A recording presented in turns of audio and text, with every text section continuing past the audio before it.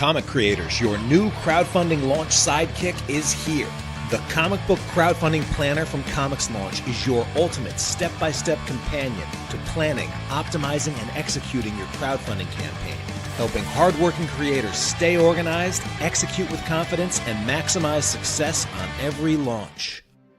Hey, I'm Tyler James, publisher of Comics Tribe and host of the ComixLaunch podcast, which has been helping comic creators launch successful crowdfunding campaigns for nearly a decade. In that time, I've seen the same struggles come up again and again. Making a great comic, but no idea where to start with crowdfunding it, overwhelm at all the steps to launch and fear of missing something important, exhaustion during the campaign, and struggling with the emotional roller coaster of launching. and finishing the campaign and still being unsure what worked, what didn't, and how to get better results the next time. If any of those challenges sound familiar, you are not alone, and it's not your fault. Crowdfunding a comic requires a completely different skill set than making one. The good news is I have something that can help. To celebrate the 10th anniversary of ComixLaunch, I've distilled years of my own crowdfunding experience and the insights of hundreds of amazing guests I've had on the show into one essential tool. This new comic book crowdfunding planner is really 4 powerful books in one, designed to help during every phase of your launch. First, it's a launch planner, providing a step-by-step roadmap including guided templates and battle-tested ComixLaunch exercises to build a winning campaign. Second, it's an execution checklist, including action items and pro tips for every aspect of your project so you can launch with confidence. Third, it's a daily campaign journal with dedicated pages to track your campaign progress each day of your launch, prioritize your daily promotional activities, and stay in command of your project. And fourth, it's a post-launch debrief with a proven post-mortem process to capture what worked, what didn't, and what you'll improve on so that your next launch is even better. The Comic Book Crowdfunding Planner is perfect for first-time Kickstarter creators who want a clear roadmap from start to funded. When it comes to running a Kickstarter, I never thought I could do it until I started using Tyler's tools and tips and tricks. I have raised over $40,000 US. Everything I have launched has been done using the ComixLaunch tools. It's been the backbone of my success as a creator. Experienced crowdfunders who want to refine and optimize their launch processes and get to that next level of funding success. I've raised over $30,000 on Kickstarter. I wouldn't have been able to accomplish this without ComixLaunch. Tyler's guides have made it an effortless and stress-free process. Tailor-made specifically for comic book creators, writers, artists, and publishers looking to streamline their campaigns and optimize their crowdfunding efforts. The ability to break down the daunting task of running a Kickstarter into small, well-defined, achievable tasks gave me the confidence to finally launch a campaign. I really needed an instruction manual, and that is exactly what Tyler gave me. Perfect for anyone who has struggled with crowdfunding overwhelm and could use a physical tool to help focus before, during, and after your launch. The timing of finding Tyler and his work was perfect for me because I didn't know what I was doing. What helped me was getting access to all of the tools that Tyler puts together. 6 campaigns raised about almost $27,000, and I can honestly say I wouldn't have had anywhere near the success without ComixLaunch. The tools included in Tyler James' planner were essential to getting the ball rolling for me. Everything I know about running Kickstarters I learned from ComixLaunch. Finally, it's for all the thousands of ComixLaunch listeners who have been asking for a resource like this for nearly a decade. For rewards, the new planner is available in a number of formats. A beautiful physical planner with a durable faux leather cover, digital PDF version with ready-to-print pages, and discounted multi-pack bundles for creators and publishers with many project launches on the horizon. All backers will be thanked by name on the ComixLaunch podcast, and there's limited show sponsorship opportunities available. I'm also opening my schedule for a few one-on-one crowdfunding coaching and mentorship opportunities, and you can also get access to some of the ComixLaunch Pro courses during this campaign. Let's make your next launch the best one ever. Back the Comic Book Crowdfunding Planner today, and I can't wait to see what you launch next. Prepare to launch in 3, 2, 1. What's up, everybody? Tyler James from ComixLaunch here. It is the 27th of May 2025, and I have a great session queued up and ready to go for you all today. Hanging out in the backstage right now, I have a group of talented creators, including, and what are we all locked up here? Oh, hello. Hey, looks like my StreamYard just froze up. That's no fun. Hold on a sec. Take your time. Yeah, this is the fun with going live. Indeed. Better living through technology. Yeah. Let me just. We'll get it in post. Yeah, exactly. We should talk amongst ourselves, shall we? While we're. It looks like I've lost control of my entire StreamYard. It's funny that. Oh, we'll take it over. We'll just go around and introduce ourselves while you're fiddling. Does that sound like a plan? We lost him completely. This is our show now. It's our show. Did I lose everyone? Okay.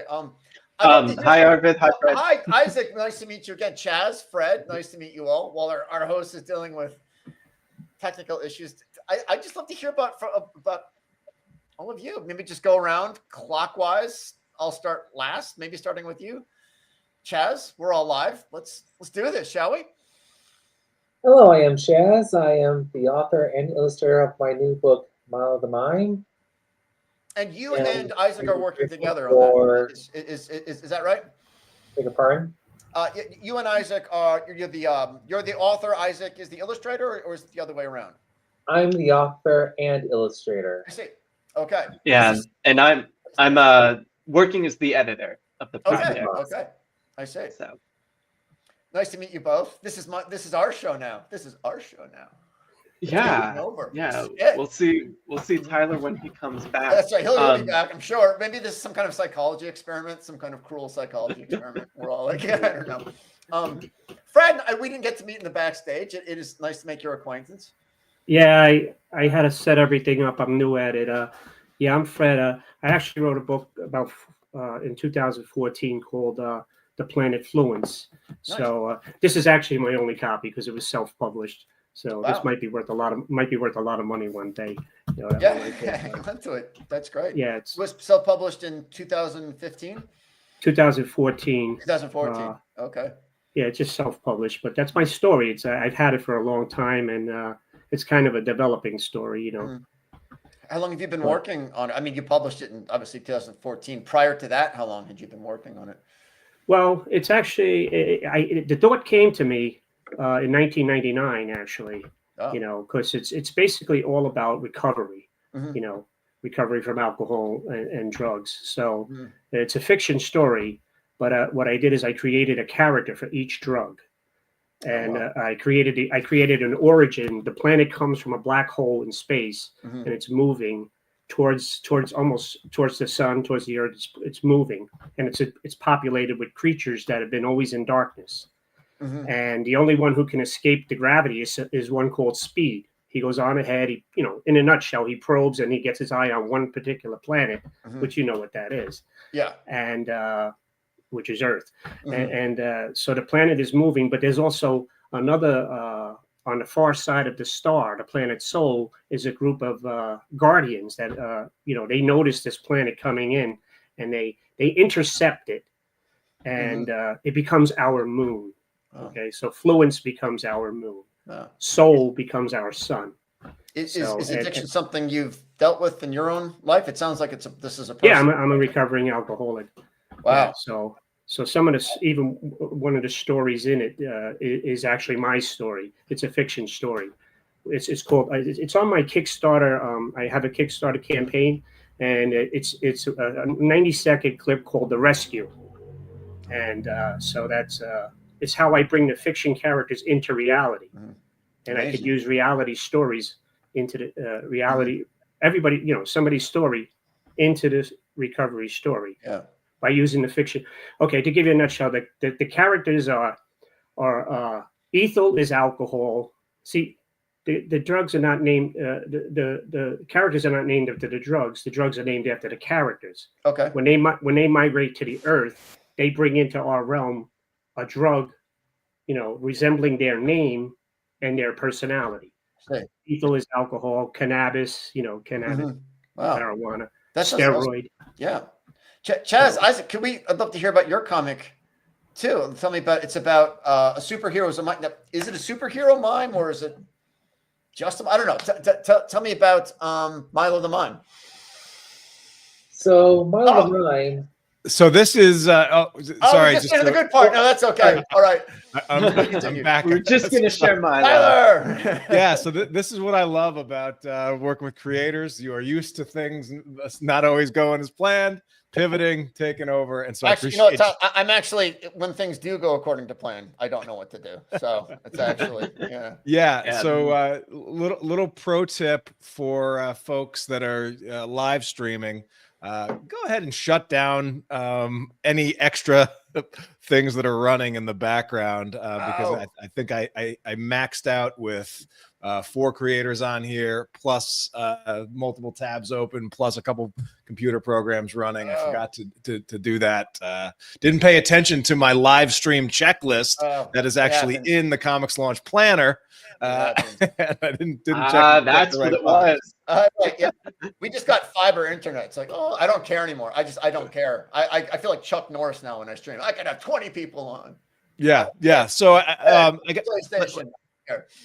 So what I think I want to do just to respect y'all time is we'll keep this conversation going as you are and I'll take a break in the middle to teach my launch tip today, but I want to give you all the opportunity to share a little bit more of those projects, and I know that Arvid, or excuse me, Chaz and Isaac were just talking about the project that they have coming up. So Chaz, why don't you pick up where you left off? Let me share my screen here in just a sec so that we can take a look at your pre-launch page. We can do that as well now that we're rocking and rolling. And pick up, Chaz. I appreciate you being here. Okay, so this is my book called Milo the Mime. It's about a mime who doesn't really fit into society because he's always quiet, and whenever he wants to communicate, he gestures, and these gestures basically come to life in a way. But he uses his unique talents to eventually stop a bank robbery. And he is accepted by the community because of how he uses his uniqueness for good and to help. And I mean, one of the cool things is just like the thought exercise in my head is like, oh, well, how do you visualize miming? Obviously, it's stuff that's not there. But you came up with a cool effect or an approach to it that I think people will just kind of get, which testament to you in the book.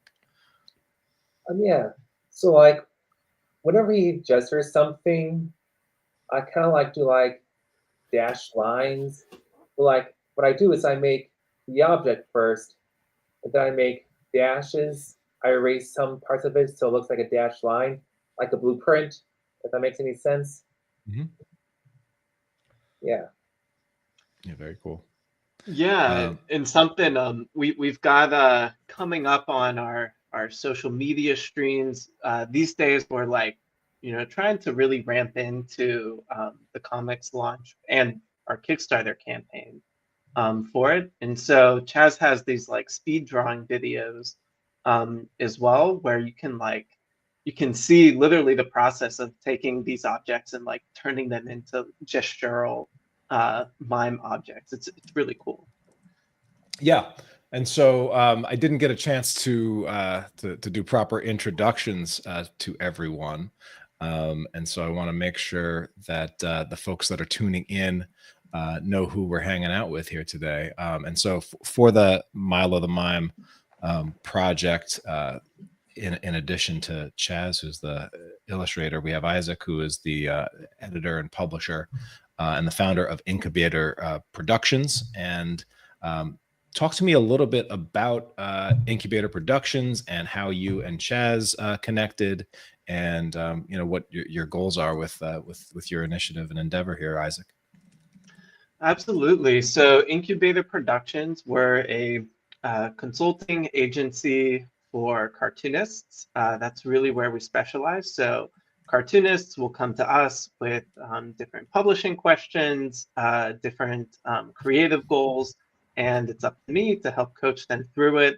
Or when the project is really, really awesome, like Chaz's, we say, hey, how about we go ahead and publish this? So we've done some smaller publishing projects in the past, but we're really excited about Milo the Mime and really its potential to reach a diverse communities.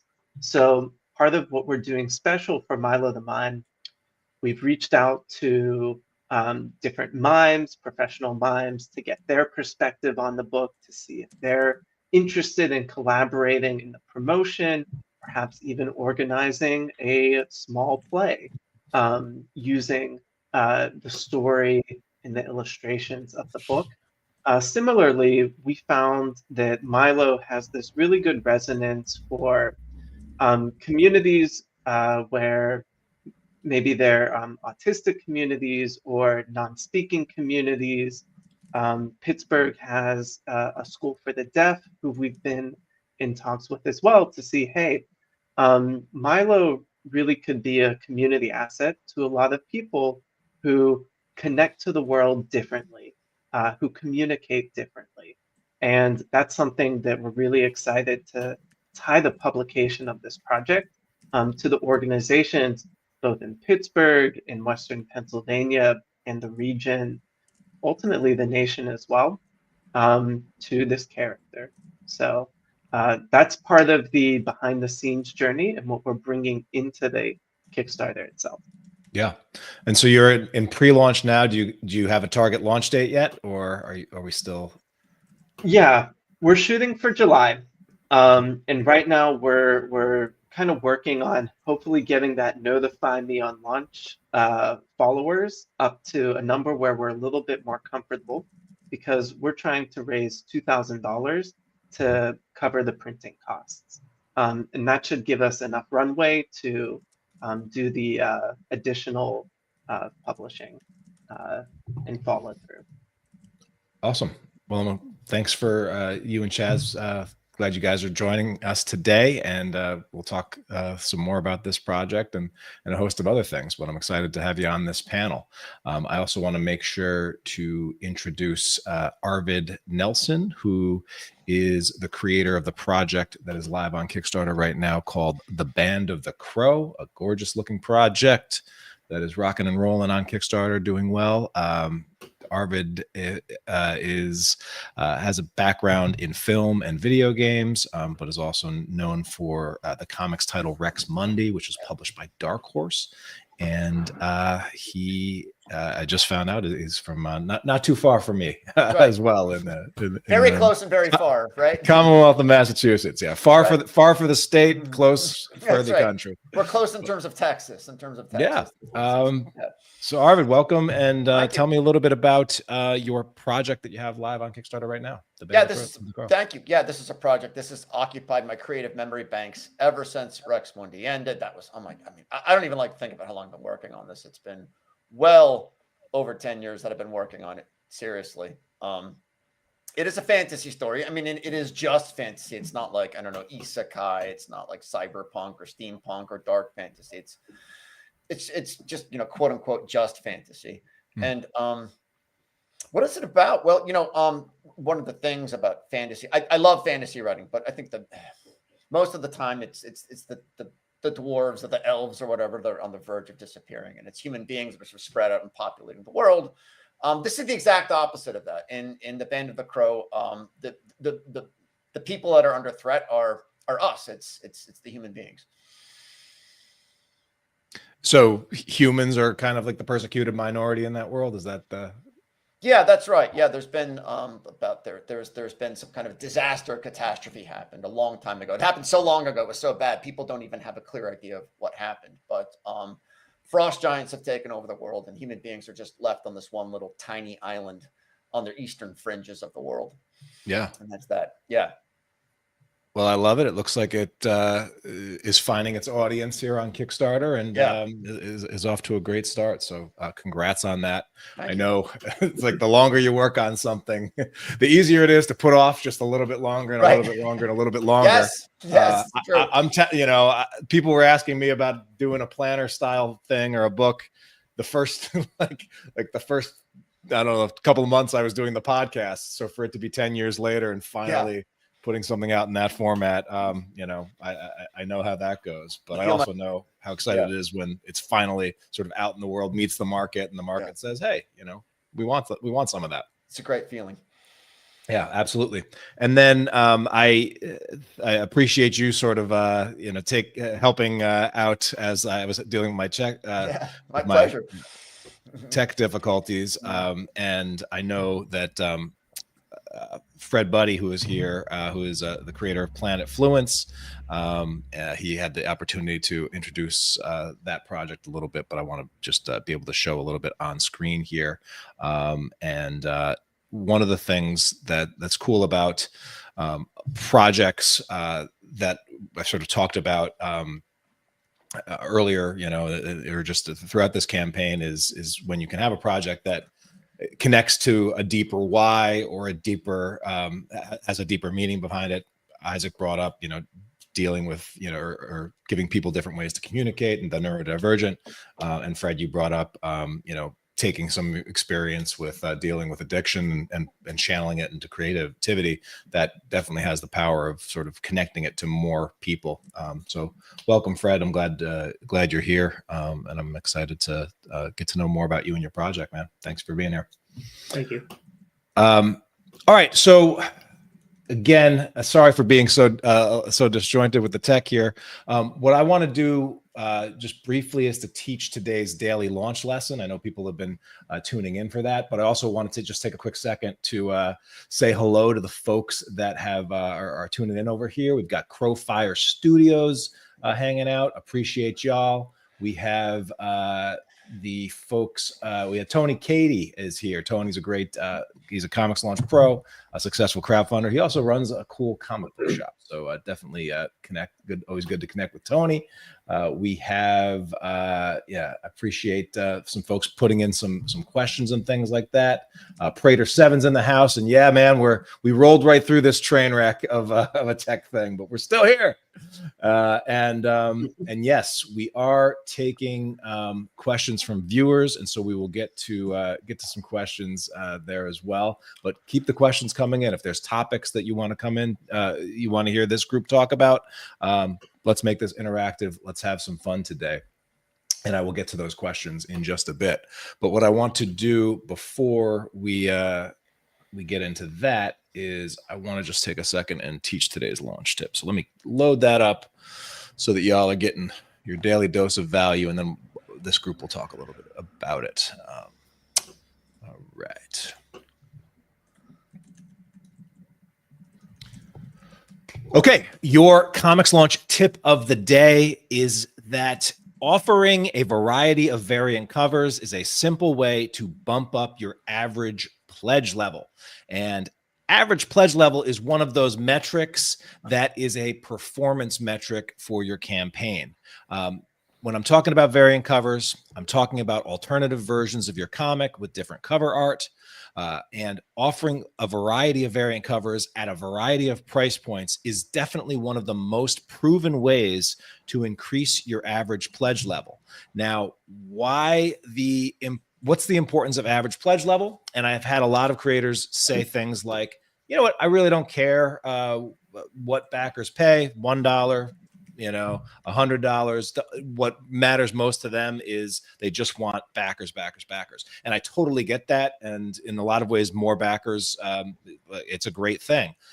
But average pledge level is an incredibly important metric, because it's the metric that tells you how much you can actually afford to spend in advertising to acquire a new backer. Now, if you're not paying anything for advertising, you may be of the mindset that it doesn't really matter, and that's fine. But if you are running advertising, or if you're interested in eventually running advertising to promote your projects, raising that average pledge level is absolutely crucial in order to do that. And over the past 5 to 10 to 15 campaigns that I've been doing, I've noticed that it doesn't really matter what the project is. It costs me usually between $15 and $25 per backer to get people to a project. And that doesn't really matter whether it's a single issue comic or a graphic novel trade or or even this planner that I'm doing right now. The cost per backer has actually been relatively stable for me. But that means that the average pledge level is pretty important, because if your average pledge level is less than the $20 or $22 or even $15 per pledge that it costs to drive those backers, well, then you can never really run advertising for it. But if, for example, your average pledge level is significantly higher, then you really can afford to run those ads and keep them running all campaign long.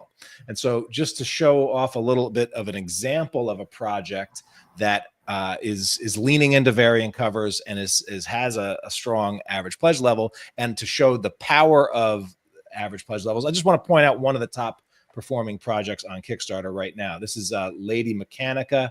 It is a really cool project and a series that has been running for a while. Joe Benitez is the artist, and he's actually working with Madeline Holly Rosen, who I've had on the podcast before, talented writer, on this one. And so you see, $78,000 already raised, on track to do like about 100 at least, 870 backers, which is a lot of backers.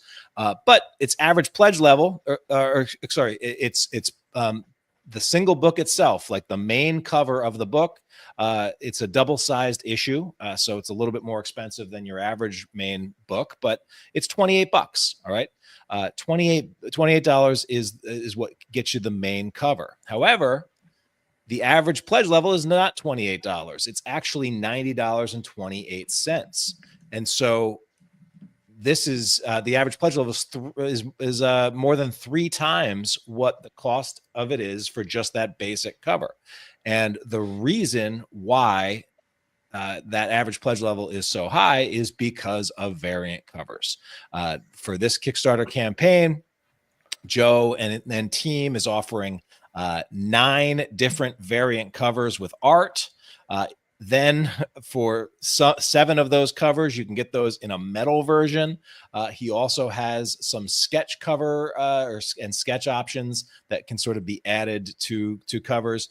And as you can see, this gives him options for reward tiers that are in the hundreds or even thousands of dollars. And some of those have people that have taken them up on them. And so variant covers, absolute big key to the reason why this is a $78,000 project instead of a $30,000 project.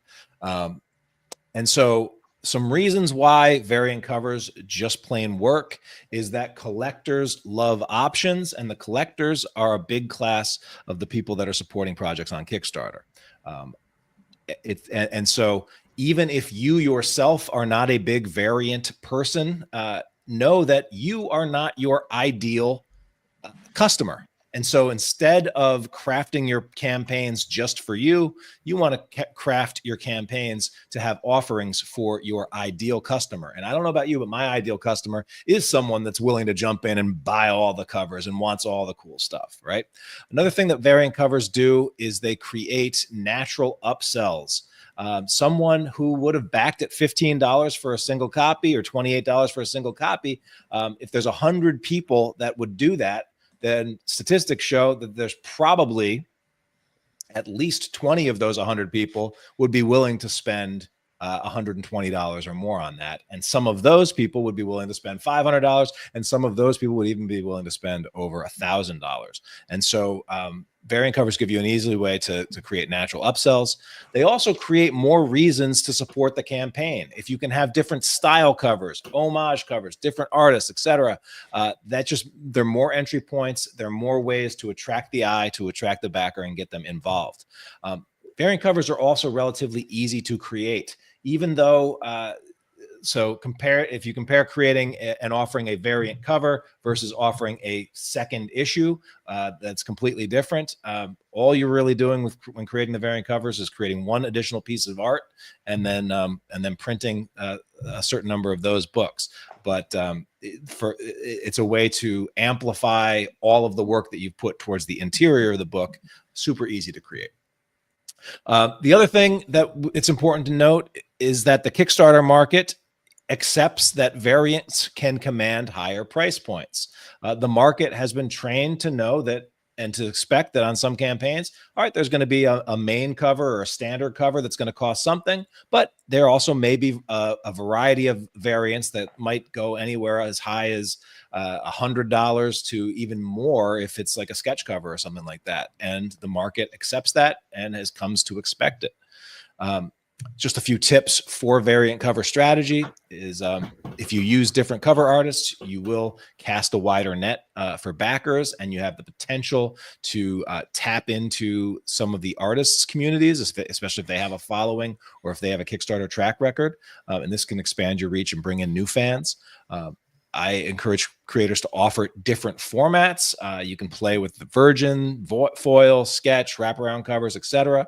I also encourage creators to take some chances, experiment with some high-end metal covers, lenticular covers, glow-in-the-dark covers. I'm a kid of the 90s, and I was a variant cover, or I was a gimmick cover sucker, sucker for all the gimmicks that they rocked in the 90s. And it turns out most of those people, or a lot of people that are on Kickstarter right now, are similar to me, and now they have even more disposable income than they did when they were backing projects and trying to spend their allowance money on it.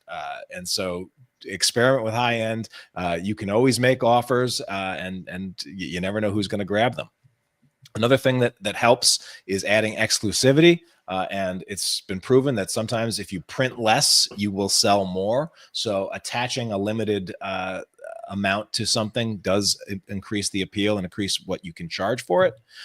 And I also encourage creators to potentially save a few covers for mid-campaign drops. We're always looking for things that we can do during the campaign to keep attention, to keep interest, and to get surges of funding during the difficult middle stretch where it's harder to get new backers in. One of the best ways to do that is with mid-campaign drops, new cover reveals, etc. And then I also encourage people to bundle your covers and potentially sweeten the deal for backers that choose to get them all. So sometimes if a backer's choosing between, getting 5 or getting all 7, if there's a discount on all 7, they might spend significantly more than they would if there was no discount at all. And so putting together an attractive no-brainer bundle at a no-brainer price is a great way to sell more books and to get backers to grab all your variants. So the ComixLaunch planner does have some things to tap in, and that's specifically for comic book creators. There's a checklist for you to select the variants that you're going to have, and there's also reward planners so that you can package them up and combine them in ways that make sense. And so the planner will help you make sure that you're including variant cover strategy into your process. In short, more backers are awesome, but getting your current customers to maximize and spend more with you is definitely one of the keys. Oh, somebody's on that. All right, I'm just going to start that over because I record these, and I'm going to do that. I'm going to hit mute there just to make sure that everybody is on mute, and we'll try this again. In short, more backers are awesome, but getting your current backers to spend even more money with you is the key to maximizing your funding during a campaign. And that's going to actually lead to more backers discovering your work and more profitable campaigns. Variant covers are one of the ways that you can do just that. All right. Just as before we get back and bring the panel back on, I did want to mention, if you want to join me for one of these live streams, one of the final live streams, I have a few more spots, I believe. Go to comixlaunch.com/invite. You can jump in and we'll talk about your projects during this week. But let me bring the crew back on. And so let's just have a little bit of discussion. I want to open it up on variant cover strategy. Arvid, I know you have a few cover options there. What's been your approach to variant covers, and are there any in particular that you want to shine a light on for your project? Oh, you're sorry, I gotta unmute you. That's okay. Here, Tyler, based on what you said, I did everything completely wrong. Just totally wrong. Hey, this is why we're here, man. This is an educational podcast. We're here to make some mistakes and to do better next time. But hey, so I'll talk about it because clearly, in terms of wrong is all relative, right? You've got a project that's raised over 13K and over 400 backers, so you can be wrong and still be quite right. But explain to me what you mean by that. Well, I love variant covers. So we did a kind of a stealth campaign last November, and we printed out it's the first half of this, which is the album. This is what we're selling now. It's perfect bound like that. So we did like a saddle stitch, like a floppy, like a spinner rack floppy. So we did a campaign like that. We did print out 4 different variant covers for that. So we sold those below cost. Our strategy is to offer early backers the best deals, and we're going to kind of boil the frog slowly, you know what I mean? Hopefully our next campaign, our average order value will go up and up and up and up and up. So some of those variants are sold out. Some of them are very close to being sold out. They will become collector's items. They are in very short supply, some of them. We are selling them at or actually sort of below cost, to be totally honest. So get them now. Get them now. There really are some great deals on this campaign. I kid you not. I kid you not. We want to reward early backers. So, yeah. Yeah. And so, I'm curious, from what I just shared, and what are some things that going forward you might experiment with when it comes to variant covers that maybe you didn't do this one, but are hoping to, or just ideas that you want to maybe play with? I think upselling things is a good idea. Like I said, the format that we're printing in, it isn't really a collectible format. Hopefully with each campaign, we will definitely offer bundle deals as each new book comes out. But I'm thinking about things like I think stickers sell very well. We're trying to introduce the swag slowly. It's just kind of a different format. I published comics for a long time, and I'm just sort of publishing the way that I want to. It's kind of like a European publishing style. Yeah. So, So it's funny because and you have a big you have a mainstream comics background. You've had success with series through mainstream, and there were sort of a lot of assumptions that I had when it came to variants that I kind of had to reconsider with Kickstarter. Because some of these assumptions have been tested, and it's like, oh wait, maybe that's not true. So one of the assumptions that I had was, the first issue is the only issue that you should really even bother doing variants with, because nobody's going to want to buy multiple copies of issue number 13 of such and such.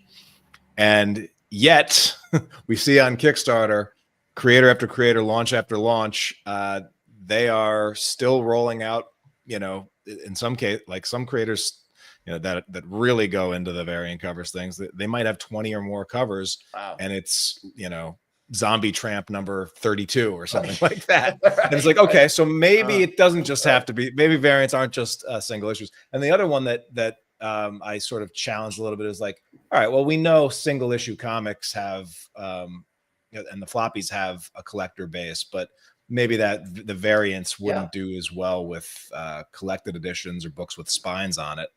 And I haven't really seen a big difference actually when we do offer variant covers for collected editions. And I've seen a number of projects where, like some of the bigger anthology projects like Nightmare Theater, the Travis Gibbs stuff. I think he always offers a variety of covers on those on Kickstarter, and it's a similar thing. It might be like the percentage that might choose a variant might be a little bit different than for single issue floppies, but they'd still get a number of people doing the buy them all package. Like the assumption that because of your format, variants wouldn't work for you, that would be something that test, because I think you can see a bunch of examples of it. Todd, this is really food for thought. Thank you. This is extremely. I am very glad I came on today. This is really interesting. Yeah, and so I'm curious, Fred. This is your first Kickstarter campaign. Was variant covers something that you had thought of doing or incorporating? I didn't think about that. Like you said, this is my first time. This is my first rodeo, so I'm the new kid on the block, and I'm trying to. I need probably a lot more help, because I have this story that I created, but I'm also a full-time truck driver, so I only have so much time that I can dedicate to getting it out there and looking for the help and the funding. Yeah. So I'm kind of like at the bottom of at the bottom, you know what I mean? I got a lot to learn, and but that's why I need the funding. I need the help. Yeah. And thanks for inviting me on. I'm open to the suggestions, and I want to make a comic, but I also want to make an animation series. You know what I mean? Sort of like Final Space with Olin Rogers. He got that pilot done for him by I think it was the creator of Bluey, and when he uploaded that, he just kicked off. It was 7-minute pilot, Final Space. So I mean, I have the story. I believe that's it's got the plot, it's got the characters, it's got the origin. I just have to need help bringing it to life. Yeah, you know what I mean. And it's always developing, because everybody has a story. If you look at my campaign, if you look at the rescue scene, that's an actual scene that happened to me. I was the drunk driver. So in that story, and I show how the characters come into the story, and they can bring it to life. It's there's a little rescue scene right there. Yeah, that's how I try to bring it in. Cool. We'll make sure people are linked to it so they can check out more of the video and things like that they have there. I want to jump over to the Isaac. Go ahead. Oh yeah, Tyler, I've got a question regarding these variant covers, and this has to do with building that into your budget and setting your Kickstarter goals, because that's something where maybe with Milo the Mime we're not really thinking about that, but other comic book projects, how do you know which artists to hire or how much to pay them? Is you're setting this when to pay them, things like that? Yeah. So, and it's definitely another one of those science and art combination of both. I mean, usually what I recommend creators do, especially if they're not sure if their audience will respond to a variant. Well, while there is definitely value in sort of reaching out to other artists or getting different, getting popular name artists. I totally understand if you are new to this or not being sure if the market will respond or if you're going to invest in that. So that's where just having your base artist do 2 versions or 2 different covers and testing that is a great way to dip your toe in the water. Especially for single issues, a sketch cover is also one of the easiest things that you can do. And one of the things that I was surprised to discover was that there would be some people that would even want to buy sketch cover blanks. It turns out removing the art in some ways actually makes it more of a selling point, right? Especially for people that are artists or want to draw their own cover or want to take it and get other artists to draw it. So for most of at least the new number 1s that I launch, we always do a sketch cover that's just a blank cover that then artists, whether they be the artists associated with the book or we can also sell them as blanks to creators. So that right there is 2 examples. And then another example is the metal covers or virgin covers. So it's the same art, just you remove all of the branding, or the same art as your basic cover, only it's printed, on with a metal front. So those are all examples where you don't even have to do budget busting for a big name artist. You can just use the team that you have and the art that you have. And again, so you're not and when it comes to some of those premium covers, often you can print those more or less to order, right? So if you only get, you get 5 people that take you up on a metal cover, and it's nice things, you make 5 of them, you make 6 and keep 1 for yourself. And so not necessarily budget busting, but then there are some creators that, especially the creators that are putting out a lot of covers, they're going to invest 200, 300, 500. There are some prominent artists on Kickstarter that charge over $1,000 for some of their covers, and then that it does become a little bit more of a it's an investment, and it's in some ways calculated risk to do it. But I think building up to doing some of those things is something that you want to do over time. But yeah, I recommend like experimenting with a couple that maybe aren't going to be budget busters first. Thank you. Yeah, makes sense. We got a question that came in from Ripe Green. Said, Arvid, you mentioned heavy metal being an influence in your work. What should I listen to while reading your book, The Band of the Crow? I should mention, I am super into heavy metal. Like, it's funny, for some people, it's kind of like a lifestyle brand. I don't know. I don't really you might not know, like, looking at me, that I'm super into heavy metal. I don't think you'd know it from Band of the Crow either. I think if you know it, you can see the influences there. I more think about like traditional Scots and English folk music and like Irish folk music when I think about Band of the Crow. So there's a sort of a classical music ensemble called the Baltimore Consort. They have 2 amazing albums. One is called Watkins Ale. Oh man, I think the other one is called On the Banks of the Helicon, which is like a river in Scotland somewhere.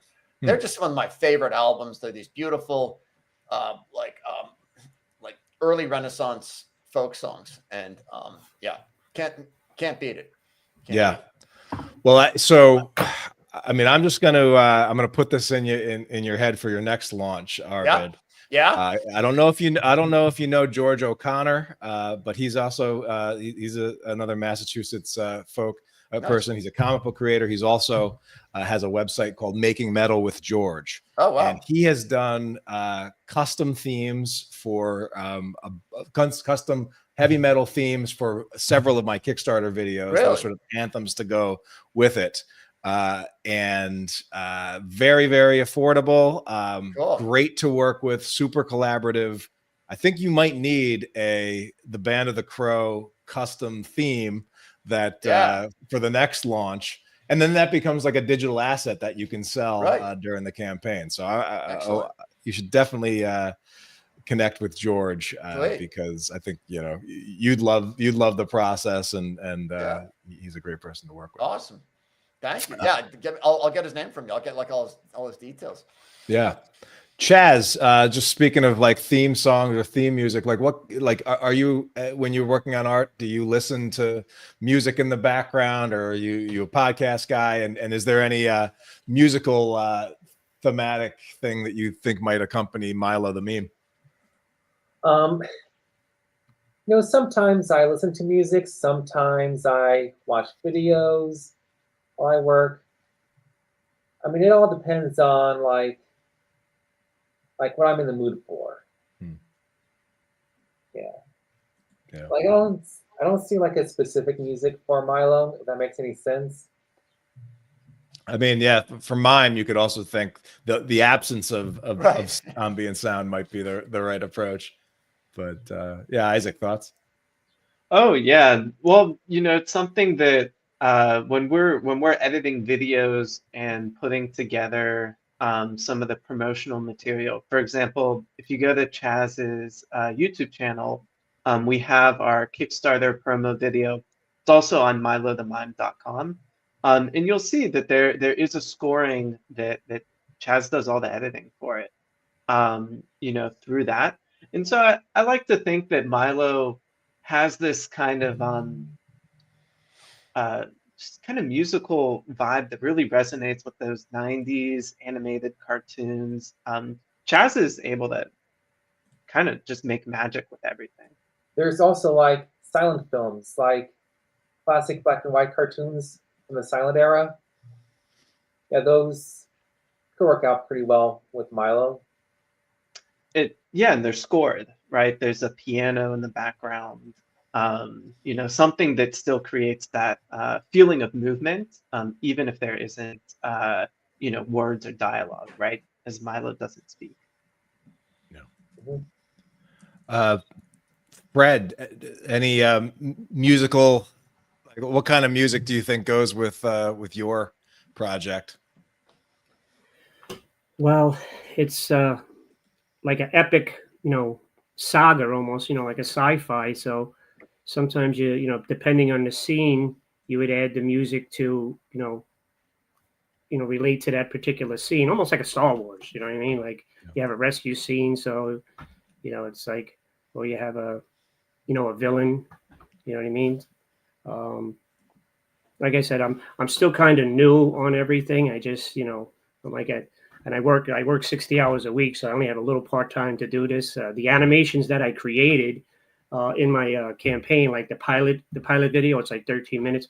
I did that all myself with on my laptop with Adobe Cloud, you know. So I could put that. See, I'm just trying to throw it out there to get, you know, feedback and, you know, advice, you know what I mean, on how to develop this. It's a developing story, but it's got to me, it's got being in recovery, and you know, a lot of celebrities have come out that they're in recovery. There's a big audience for comics, you know, with these characters in scenes where they're rescuing someone. And also, if for instance, if you're hanging out with Ethel, you're drunk. Just like if Superman has kryptonite in his presence, he's weak. If you're hanging out with cannabis, you're high. And there was an accident at the racetrack where the driver got out and he walked toward the other driver and he got hit. He got killed. They said marijuana might have played a role. So Scent, who's the character he's brought around to show, he's shown things rather than explain. He sees that in the car, cannabis was with the driver. So that's how I bring the characters into the scenes. If they're in the scene, the person is like, you know, under the influence from the planet Fluence, you know, it's under the influence. And I go all the way back. In my book, I go all the way back in time. I even created where the continents are developed, because there's children of the day and children of the night, you know, humans that they're fighting against each other, and the sun is going down and the children of the night are winning. So the Cosmic Four, they hold the mountains together and the sun stops. And then when the children of the light have the advantage, they let go of the mountains and it causes an earthquake, and develops our continents. So it's you know, I bring it in from the beginning, you know, but you can't put it all in one episode or one pilot. You know what I'm saying? It's like, I mean, world building is like is its own thing, and then and now it's like, okay, now we got to start telling stories. And I know the balance of trying to, we've got all this rich lore that's been in our head. Now how do we get it out into the world and into a coherent standpoint? So I'm curious in terms. So this, I mean, for, you know, relatively early on, or all of you are sort of different spaces in terms of career and things that you've worked on and things like that. But you're all relatively early in your crowdfunding journeys here. You know, we got a couple of first-time launchers, and Arvid has this is the second launch. In terms of building an audience for this, what are some things that you're focusing on? I mean, maybe start with Arvid. You know, how did you? What were some of the things that you attribute to, you know, getting over 400 backers and just getting your crowdfunding support rolling? Yeah, I think publicity, promotion, and marketing are by far and away the most excruciating, the most difficult thing to do. I don't think that there is any one answer. I've seen a lot of things that I think don't work, and these are just my opinion. So I think when you're marketing, if something isn't working for you, like, it's okay to stop and try something else. I see a lot of people sort of clinging to ideas that just like don't really help them, and it can be very, very time consuming and very debilitating. Some things that do work, I think you have to do something. I think you have to give away something for free. I'll never forget when when Rex Bundy came out, the artist and I did a web comic. This is like way back in the dark ages. This is like 2000, 2001. But web comics were just a new thing. We did a web comic every week for a year. It was an enormous amount of work. But when Rex Bundy came out, it sold out in like 2 days. And I think it was because of that web comic.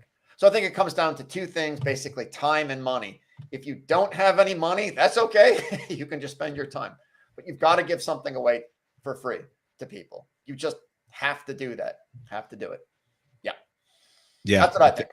I think, you are right there. I see on your campaign, you're partnering with a few folks to help amplify the reach of your campaign. Yes. Kick Booster, Backer Crew, and Launch Boom. Yeah. Have you been able to track sort of the performance of coming through those, and what's your experience been like with working with some of those sort of referral? We have had mixed experiences, shall we say. Yeah. I don't know. We'll try some things again. If things aren't working out, I like to be a positive person. So when something is working out, I like to just shout it from the rooftops.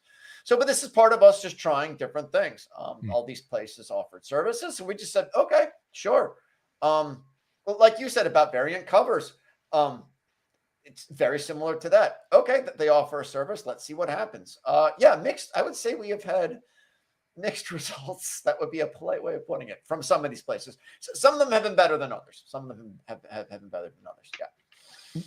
Yeah. And I mean, I'm sure Fred, you've experienced, and Isaac and Chaz will experience the second they go live. You end up getting, dozens and dozens of outreach from everybody that wants to, suddenly wants to help your project succeed, and trying to figure out which is going to be helpful and which is going to be a waste of money is something that a lot of creators have to sort through. But Kick Booster, Backer Crew, and Launch Boom are all companies that have been in this space for a long time. So as far as things to test out, those are probably among the better ones to do. And I should say, like with Kick Booster, affiliate marketing, it's something I'm going to research more next time. Some of this is on me too. I now know affiliate marketing is a thing. Having a media kit and stuff like that. It's just like, I can't do. I'm tapped out right now. I'm freaking. This is it. I can't do any more right now. But for next campaign, it's something that we'll look into more. I'm not giving up hope yet on any of these things. So yeah. What do those 3 platforms do? One is Tyler's probably better equipped to answer it than I am, but I'm happy to jump in too, Tyler. Yeah.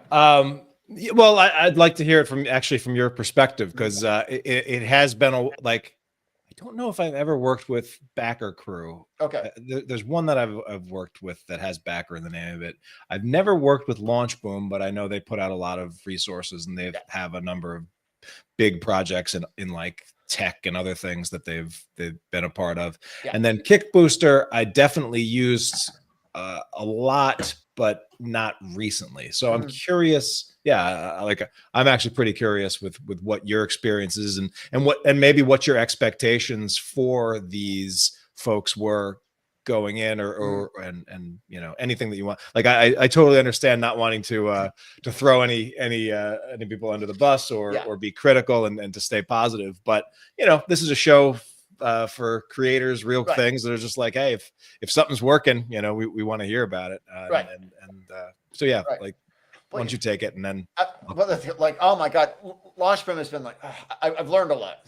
I have learned a lot about online advertising and marketing, but it's like nuclear engineering, or like learning, I don't know, about like epidemiology or something like that. There's just a lot of specialized lingo that goes into like marketing, like CPA, ROAS, and then CPC. Return. But can you say, like, what is Launch Boom doing? Are they running ads for you, or are they sort of, or is there something else? Yeah. So basically, it is. They specialize in Facebook ads. Are they running ads for us? No. It is incumbent on us. We are. We contracted with them, but basically we are coming up with the ads ourselves based on their guidance and on their suggestions. So that's what we're doing. I'm actually, it's very interesting to hear you say that your cost per purchase is around, what did you say, around $15 to $25? Is that what you said? Yeah, it depends. Good. Depends on the product, but yeah. I've seen your product. That is actually heartening for me because I was worried that our costs were low. So it makes me feel like, okay, maybe we were achieving pretty good results with LaunchBoom. Maybe this is just the way that Facebook ads work. That's just kind of what it costs to get a customer out of Facebook. That could well be the case. You just kind of can't do it for less money than that. So I have learned a lot from LaunchBoom. And it's been a good experience. I think we'll do things differently next time. So that is LaunchBoom. They mainly do games, and then they do tech stuff too. So that's LaunchBoom.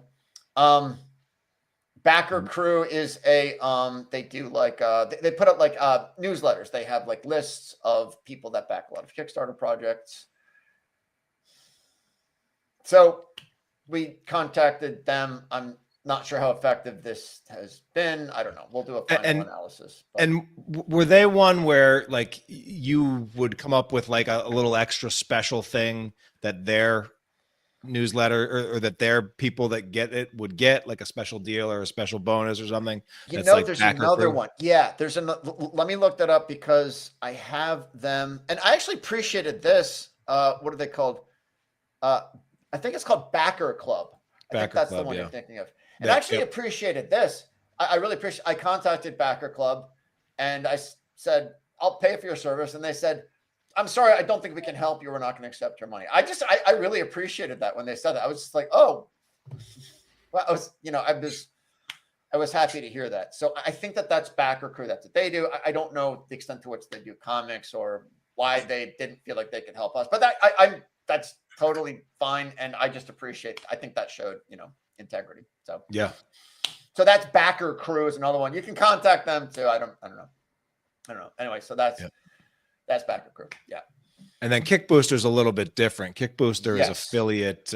It's affiliate marketing where basically they have they give you a way to reward people that are sharing your project. And there may be some people that are subscribed to Kickbooster that have big audiences that like promoting certain kinds of projects, and they're looking for ways to make money promoting it. I'm curious. Have you been getting any pledges coming through Kickbooster? The short answer, no. No. Okay. No. We got one pledge through Kickbooster. So, but this was like a last minute thing. So of all of them, Kickbooster is the one that I would probably try. It was the least expensive, and I think affiliate marketing is a really interesting idea. That's like another dragon to slay for another day, I think, for our next campaign. Absolutely. And there were times, and if you dive into the ComixLaunch podcast archive, there was a couple seasons, I think, where I was like, oh, wait a minute, this affiliate marketing for comic book Kickstarters is going to be like the thing of the future. And I, started going down the path of creating additional like resources. And I'm like, maybe there's a whole course on this, because there are people that in many industries, affiliate marketing, recruiting influencers, educating them and showing them how they can best put your project out into the world and then get rewarded for it is definitely a big thing. But a lot of times the margins are such that we as creator, where affiliate marketing is really hit popular is in like the digital sales space, right? Such that if I have a $2,000 digital course, I might be willing to give people with massive audiences $1,000 for every sale that they drive to me, and I'm still doing great because of the margins. But you can't offer 50% margins on a project where your margins might only be 50% or less. Right. and have that make sense. And so instead you have to offer, smaller margins like 10%, 20%, and then on the an already incentive- reduced amount to begin with. It's 10% of $50, not 10% of $2,000. So it's right. Yeah. I think that this, that is exactly my feeling. And this goes back to what you said earlier, Tyler, about getting your average order value up. I think this is why board games do well on Kickstarter. You can charge, the base entry is like $50, and then your average order value is like $300 or something like that. Yeah. I think this is just a challenge for comics in general. Yeah, it may be the case that affiliate marketing and it's just not there. The math ain't mathin', The math ain't mathin'. Yeah. Yeah, and then also like sometimes the best affiliates are just other creators that have projects on Kickstarter, and many of them, rather than trying to engage in a complicated relationship, they're just like, oh, yeah, cool. This project looks cool. I'll share it on an update. Right. Now, in the past with one of the brands that I managed, the C is for Cthulhu brand, we actually were able to identify a couple of like other similar creators that worked created similar projects, had similar audiences, and were big audiences. And it was like, oh, we could make, hundreds and hundreds of dollars sharing their stuff, and they could make hundreds and hundreds of dollars sharing our stuff. That's great. And Kickbooster worked really well for managing that. But, the amount, like finding those people, connecting with those people, and then getting them on board can be tough. The smaller the dollar amounts that we're talking about. So Right. Right. but- That's but- my but- impression too, to be honest. Yeah. So Yeah. we'll see. And so Isaac and Chaz, as with limited, or just like as you're heading into your first launch, what are some things that you're doing to try to sort of prep an audience for this? We're planning workshops. Like, we're planning on doing readings. I have extra books. Well, one extra book actually. That I'm planning on doing readings on in libraries, and maybe some schools. And to get kids interested. And then what we're going to do next is do a little art activity where you make your very own mime using paper plates, some markers, some paper cutouts to get some. And what we're also doing is I'll be selling some books at some conventions. There's going to be a library con in October that I'm planning on selling some books. And that's about what I have. Isaac, did I leave anything out? Oh, yeah, to provide some surrounding context as well as prior to publishing, we wrote a marketing strategy guide. And right now we're in the phase where we're executing that strategy guide. So we identified in advance what are some organizations nearby us that, Incubator Productions, we teach public cartooning workshops at the Carnegie Library in Pittsburgh, and we've been doing that for about 3 years. We've worked with other nonprofits as well. So we've identified what are some different nonprofit organizations that might want to book a Milo the Mime workshop because there is a shared mission alignment with the project and with the service of a Make Your Mime workshop. Some of the other things we've been doing is finding individuals or people kind of similar to affiliate marketing, but people who have influence or some sort of alignment with the book, and just seeing how they want to be a part of the project. So we reached out to very accomplished mime. His name's Samuel Abital out in Colorado, and he sent us a sponsorship check to help fund that creation in advance. And in exchange, we will share what his organization does with our audience, and vice versa. Help get some of that visibility of the book out. there. Yeah, so I love that, and this is especially if you have projects that have a cause or have certain affinity groups that it would especially appeal to. Again, tapping into your big why, the ability to go and seek sponsorships in advance of a crowdfunding launch definitely can be a good thing. There's a project that I'm working on right now that actually is one of the creators went and was able to get some grant funding from a creative grant that his country produces. And so this is it definitely having that subsidization for the Kickstarter, or even before the Kickstarter for the project, definitely helps make it let you set a lower goal and make things more feasible. So I do love that idea of like saying, all right, who could this project appeal to? And then, are there organizations that connect to that same cause that might want to sponsor this even before it gets rolling? I think that's a clever and way to go.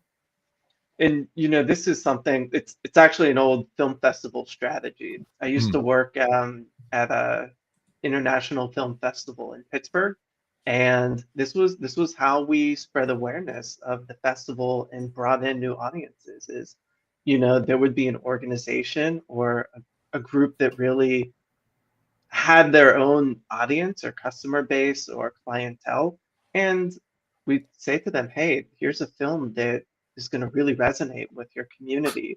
Come be a part of it, right? This is a celebration. Milo the Mime really is a celebration as well, not only of Chaz's hard work, but of the themes within, those themes of acceptance and inclusion. So there's a lot of organizations with that mission. I love it. I would say that the biggest challenge with all of that is it is certainly there's a lot of work that goes into it. So you can't expect to send out 10 cold outreach emails and get 10 responses. You're really working in the realm of like maybe 10%, 5% conversion rate. So you have to be ready to really do a lot of outreach and follow up too, right? Like because oftentimes there are some people that operate on, if they don't email me 2 or 3 times, they're obviously not as serious about it, especially if it's a cold email. Yes, and that is something that we try to pace everything out. So we've just done our first wave of contacts. Now we're focusing a little bit on developing a social media campaign, some social media content to share. And then, yes, we will be circling back and kind of evaluating who we've gotten in touch with, where we follow through with things. So it's a journey. And that's why we're taking our time to get to that launch date, because we want this part of the campaign to have its time and focus that it deserves. Yeah, I love that. So I know this project is still in pre-launch, but is there one particular reward or any cool sort of campaign idea? I mean, you've already mentioned sort of readings and some other things that you can be doing to promote, but is there a particular reward or campaign thing that you want to just shine a little bit of extra light on today? Well, if you go down to the tiers, there are some rewards that they'll get if they donate. Lower. Like right here, you can get you get a bookmark with your bookmark plus keychains plus stickers plus buttons, and for like our partners, you could also get like your name in the book, a launch party ticket. Yeah, if you donate a certain number, like 50, you get your name in a book. You get an autograph. If you donate 100, you get like your name printed in gold as a special. And then we have like retailer tiers and partnership tiers where they'll get more rewards, like their names will be on the front cover of the book. And they'll get like multiple copies, multiple signatures for the book. Awesome. Yeah. We go down lower. there's like a system, a star system, a little bit up. Like, like what you had a gold sponsorship. You get your logo in the back cover. There's a silver sponsorship. Yeah, cool. Yeah. Yeah, I mean, comics and books have been selling ads in the back of them for years, and that is something that probably don't see too much of it on Kickstarter, but it's definitely makes sense for certain projects, and you'll never be like. And I do know that there are some creators that happily choose to grab space in other creators' books because it promotes their thing and it helps the creators in the community. So I think that's a good idea. As we sort of wrap things here, I want to give everybody a chance to speak a little bit more about and highlight maybe one thing or one reward or something cool about their campaign.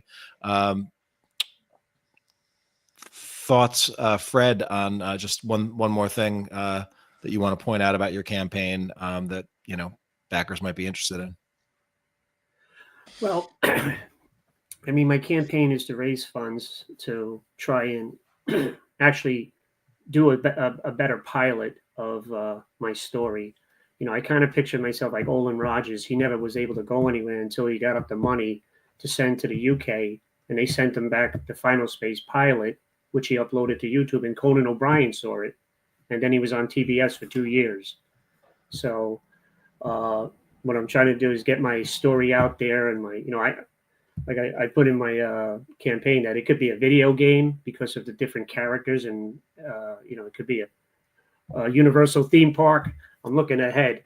I got the characters that are the dark side, all trying to influence us to go into drugs, and then you got the characters on the light side who are defending us, who are helping us. They intervene. They can only do so much. A lot of them are very strong and powerful, but and it's I think it's a good plot and a good character base. You got like you're evil, but I don't call it evil. They're dark. You know what I mean? I don't call anything good or evil, just dark and light. So I mean, I'm still, like I said, I'm still doing the best I can with the time I have, because as a truck driver, I work 10 to 12 hours a night. I got to work tonight. I got to go in at 6 to 6. So I can only do so much. Yeah. Any advice anyone wants to give me? I don't know how I could get, Well, so one I thing. got messages. One more thing. Like you said that the messages keep coming. Mm-hmm. So I take the message that they come, I put it in chat, and I ask them about it. They say, "Oh no, but I put yours in too." And they said, "Oh no, he's a good guy. Yeah, go with him. Yeah, get on the show." So, well, yeah, I appreciate the chat knowing a thing or two. Yeah, but it can be tough. One thing. So, Isaac is someone that I've worked with, and he sort of is involved in the ComixLaunch Pro program, and many creators that have been on here discovered ComixLaunch because they've been listening to the podcast that I've been putting out for years and years. So the easiest thing that I would say, hey, if you're a truck driver and you're trying to crowdfund and make comics, is I assume you can listen to some things on the radio while you're doing your routes. But the ComixLaunch podcast has 500 episodes for free wherever you listen to podcasts that really tackle these subjects, everything from campaign design to creating comics to audience building to ways to draw people to your campaign and make your pages stand out. So if you only just discovered ComixLaunch from me reaching out and inviting you to and putting an open call for creators to join me with this, the ComixLaunch podcast is a free resource that you could definitely put to good use while you're out there on the road. Chaz. Fred, I have a question. Is it possible for you to do like a live podcast while you're driving? No, you could just no. I can't even use the phone while I'm driving because I have a camera watching me. And really? if they even think If they even, yeah, I have a camera that watches the road, and I have a camera that watches me. So if I even who's look like I'm on the phone.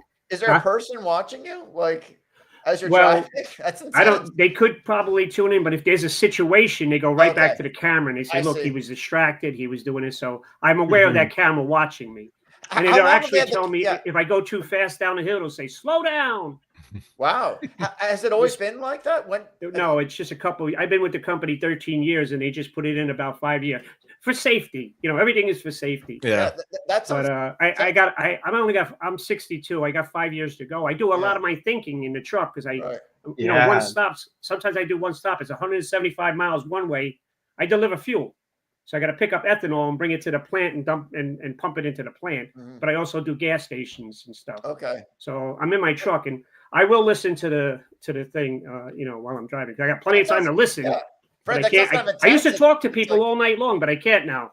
Can't look like you're on the phone. It sounds like a little sword of Damocles over your head all the time. You're just kind of like, I there's gotta work. Mexicans. We're gonna I gotta look eat. at the camera. Yeah, I know it did.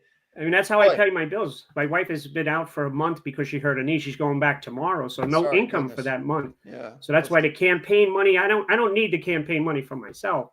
I need it to to get my story out there. Goodness. Coleman Rogers, like I said, he uploaded it. Conan O'Brien. He was on TBS for 2 years. He had 100 artists working for him, and all he had was this. All he had was his story.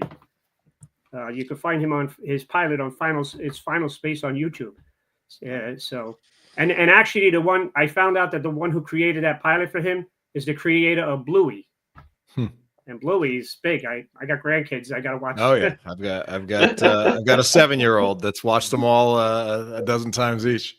I want to jump over to Band of Crows and to Arvid. To just is there any other thing that you want to call out or about the campaign or something you want to say to just encourage folks to come check it out? Yes, Tyler, this has been very clarifying about average order values. I think a lot of what you said is really, really clicking with me. We purposely kept our prices low for this campaign. I mean it sincerely. Please back now. These prices are 100% going up. One tier in particular, we are not offering this ever again. Our margins on this are terrible, terrible. It's called the Tears of the Goddess tier. It's all the way at the end. I think you scroll. Yeah, there. So that is sold out. So we sold out of one of our variant covers, so that's not available anymore. But we still have most of the variant covers are still available. I mean it when I say this is an outrageous deal.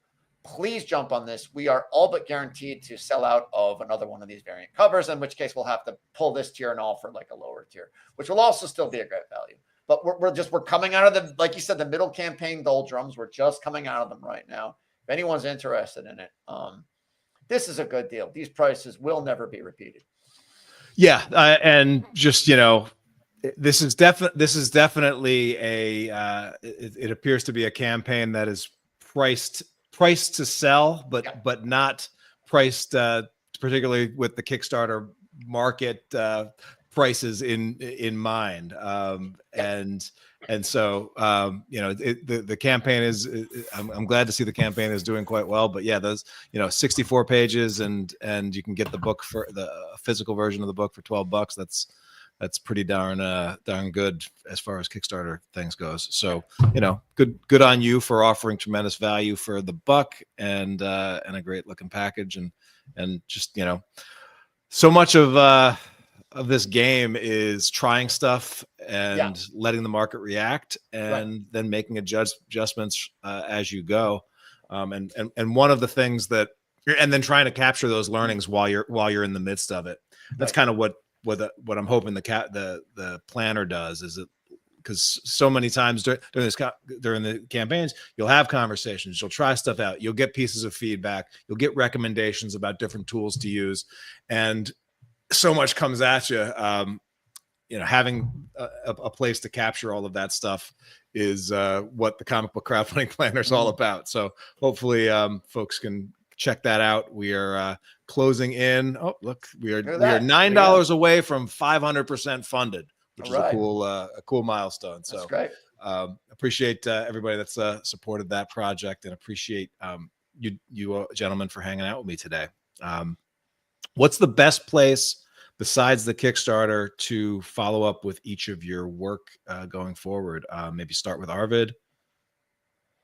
Yeah, we have a actually we did an animated trailer, which is crazy. It is blowing up on YouTube. It's blowing up. So look for the Band of the Crow animated trailer. It is at Crowfire Studios is our YouTube channel. So youtube.com/@Crowfire Studios.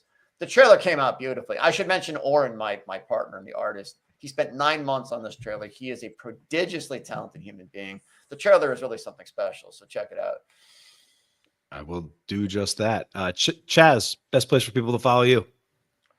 Let's see. I have an Instagram. I have a YouTube channel, and I have my own website.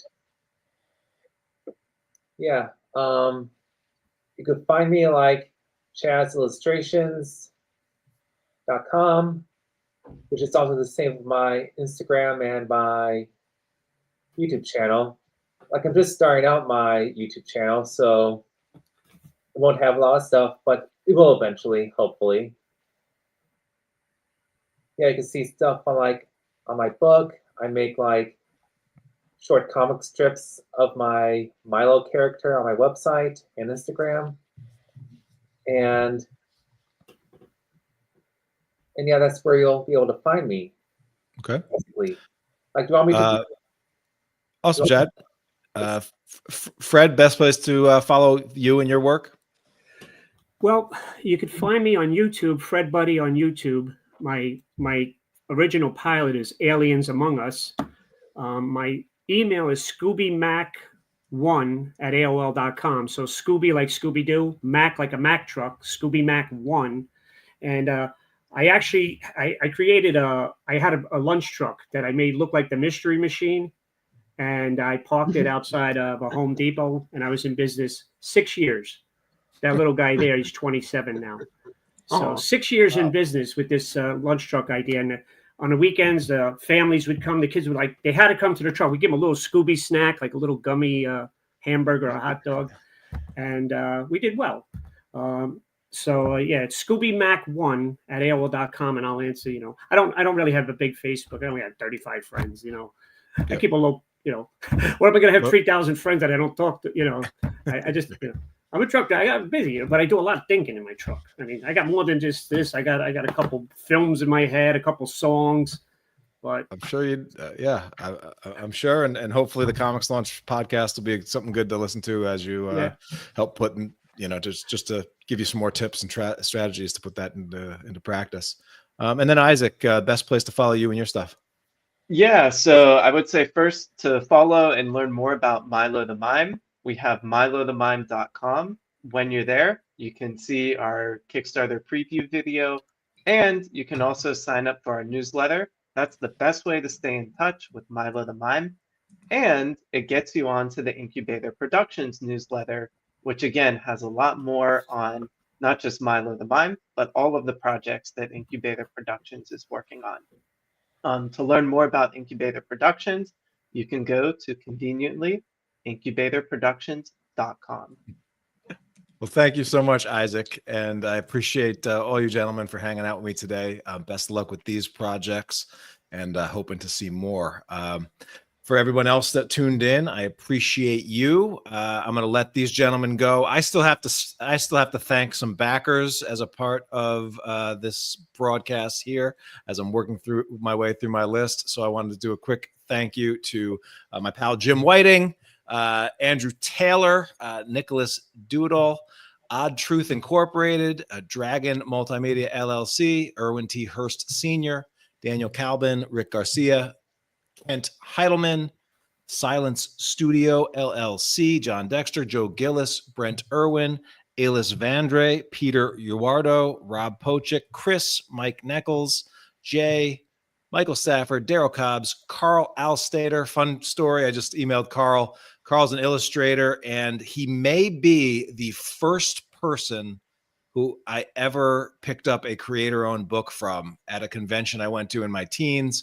Carl worked on some of my favorite Image books back in the day.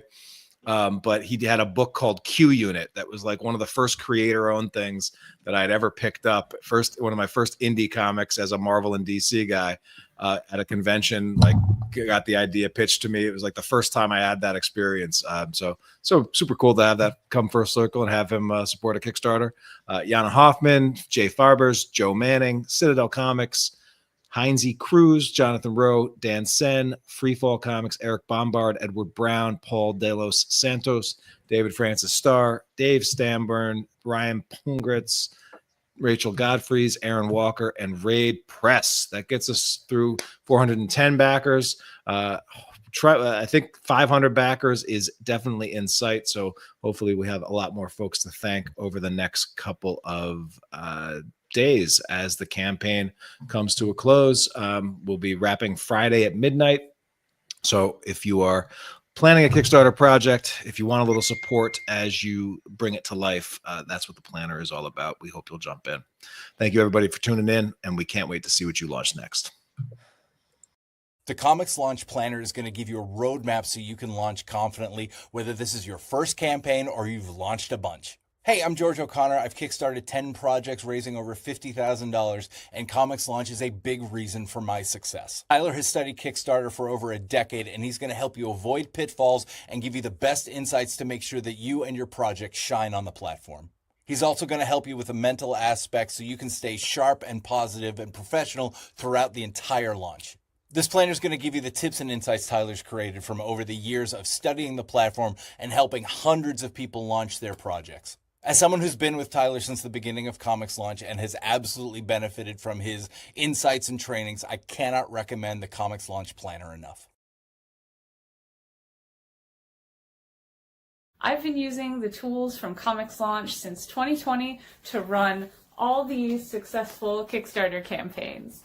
When it comes to running a Kickstarter, I never thought I could do it until I started using Tyler's tools and tips and tricks. He really has this great way of putting everything together and making it so easy to tackle. So something big and challenging like a Kickstarter campaign becomes really easy to do when it's broken down into these steps. My name is Melissa J. Massey, purveyor of fine fantasy comics and tragic shenanigans. I would recommend this to anyone who wants to launch a book or a comic on Kickstarter.